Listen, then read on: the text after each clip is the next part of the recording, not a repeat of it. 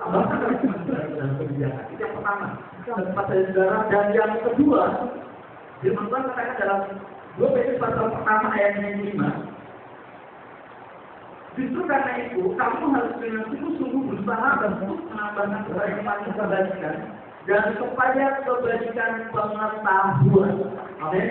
Pengetahuan. Nah, dalam bahasa Inggris karena pakai kata knowledge atau science, pengetahuan. Ilmu pengetahuan. Dalam bahasa asing yang dipakai kata gnosis, pengetahuan intelektual, bahkan bukan hanya sekedar teori, tetapi juga mengalami. Nah, saudara seperti ini, pengetahuan, tapi setelah saya pelajari, saya baca, mungkin yang dimaksud oleh Petrus, bukan pengetahuan secara umum, pengetahuan alam, pengetahuan ilmu, pengetahuan sosial, tetapi yang lebih jelas di sini dikatakan bahwa pengetahuan atau pengenalan akan Tuhan.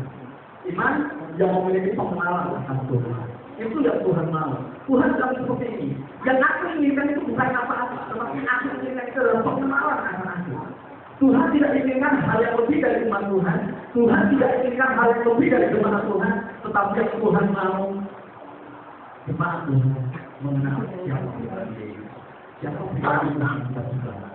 Bukan hanya iman yang sia-sia, bukan hanya iman yang kosong, tetapi iman yang memiliki tujuan. Iman yang memiliki tujuan, yaitu iman yang hidup percaya kepada Tuhan. Bagaimana cara kita mengenal Tuhan Yesus? Bukan hanya kita mendengar saja, tetapi kita baca firman Tuhan. Yang hari kita baca firman Tuhan, kita akan mengenal siapa Yesus. Siapa pribadi Yesus? Kita mungkin sering mendengar Yesus adalah orang yang mengasihi kita. Pribadi yang sungguh mengasihi kita, sudah mati bagi kita. Tetapi apakah kita sudah hidup sesuai dengan apa yang Tuhan mau?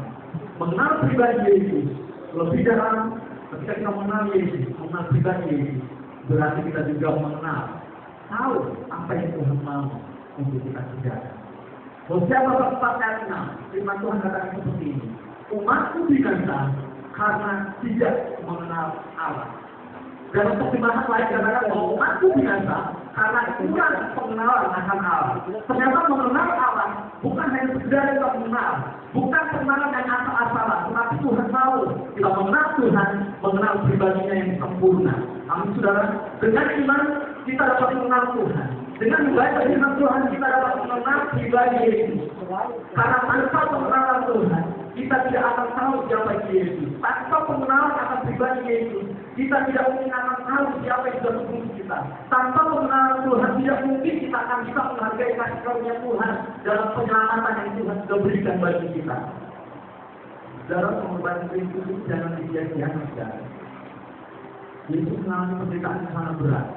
Dia bukan hanya disalib, tetapi dia harus menerima semua orang, dia harus dihancuran, dia harus berubah, dia harus hidup. Sekarang saja, saudara, ketika kita dicerita orang, kita sudah sakit hati. Tuhan Yesus, murid yang sangat dia kasih, murid-murid semua dia kasih, dan seorang murid menjual Yesus. Ini satu hal yang sangat menyakitkan bagi Yesus sebenarnya.